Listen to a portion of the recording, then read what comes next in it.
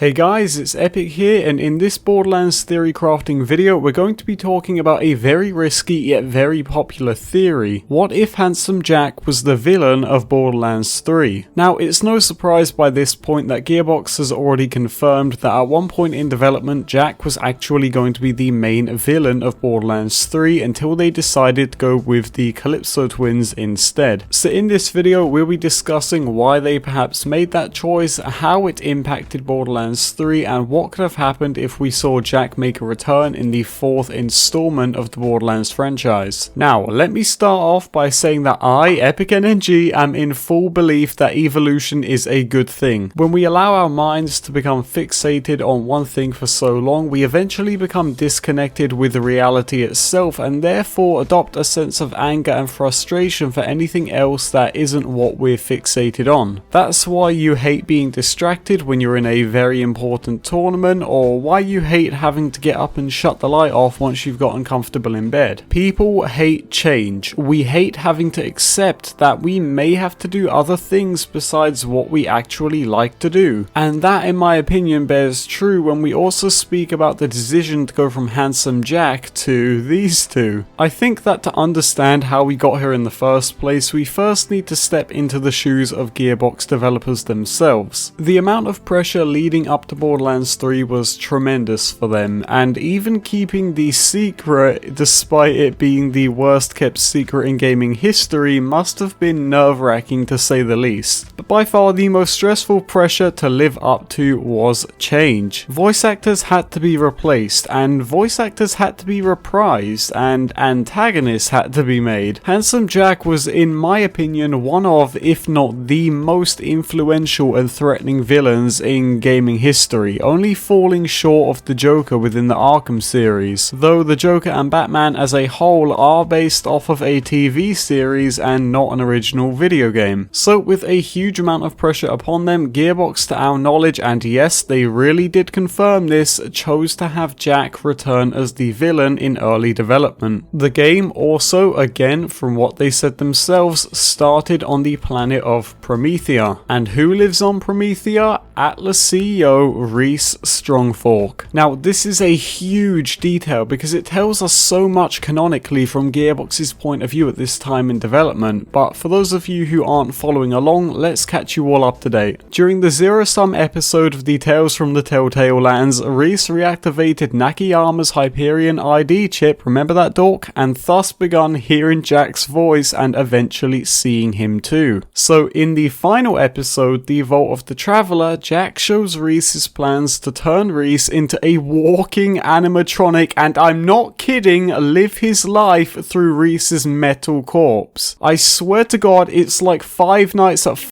Freddy's in Borderlands. Now, Rhys, as anyone would, responds to this kind offer by ripping off his metal arm and removing his Hyperion implants, including the eye, which played the bigger role in all of this. Now, depending on the player's decision, Rhys either smashes or keeps the eye, thus keeping Jack alive. Now, from what we know leading into Borderlands 3 at the time, keeping the eye was obviously going to be the canonical choice. So now that we're caught up to date, let's make a first and say that this is not Handsome Jack. Strap in, kids, because we're about to go for a very, very bumpy ride. So, brief summary, in the Hammerlock's Big Game Shitfest DLC, it's revealed that Professor Fall Down the Stairs a Lot is actually a huge fan of Jack and wants to clone him, thus bringing Jack back to life. He tries to do this by using DNA samples which the Vault Hunter destroys before he even has a chance to use, and thus Nakayama dies to the stairs at the end of the DLC. And we do know that Rhys begun seeing Jack through Nakayama's ID chip, and there we can make a huge breakthrough story-wise. It's now entirely possible that Nakayama, being the big genius he is, was talking to an AI of Handsome Jack throughout the whole of the Big Game Hunt DLC. And because Nakayama was never able to use those DNA samples, this means that the Jack AI was entirely made by Nakayama and is not Handsome Jack. We know that Nakayama would be able to do this as he was one of the scientists hired by Jack in the pre-sequel. And yes, he was amongst those scientists who made Jack's pocket watch, which he went on to use in Borderlands 2. So again, this means that the Jack AI was entirely made up by Professor Nakayama and is not, keyword not, handsome Jack. This is a common misconception so many people make and often comes up in the Jack isn't dead argument. It's also the reason why I didn't bring it up in my Timothy is Jack theory video, because the AI is just that, an AI which behaves exactly like Jack but is just that, an AI. Now speaking of AI, let's carry on with the Borderlands 3 story. Now assuming that Rhys keeps the eye and the game starts on Promethea, we can also assume that the story of Borderlands 3 was an experiment gone wrong. Rhys tries to use the eye to make an Atlas army, and being the huge idiot that he is, it fails miserably. The eye takes on a mind of its own and attaches itself to everything digitally. The Jack AI takes over the galaxy, spreading his Jackbots across the whole of it, and boom,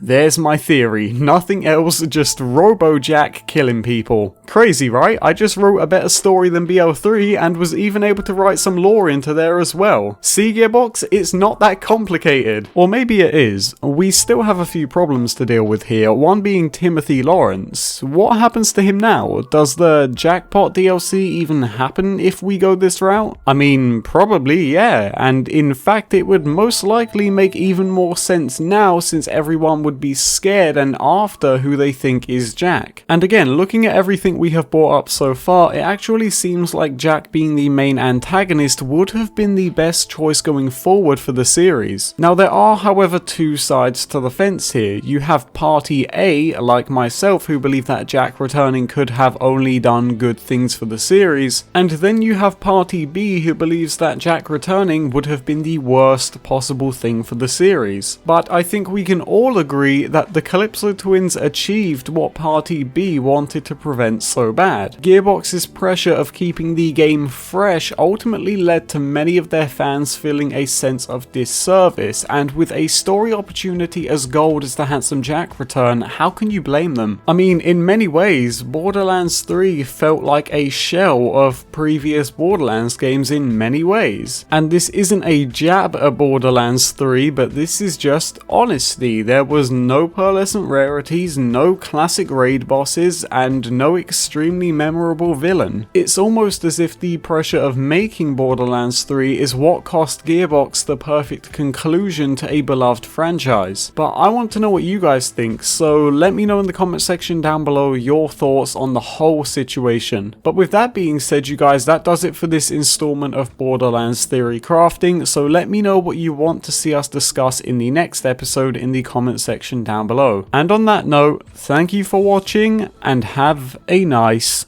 day.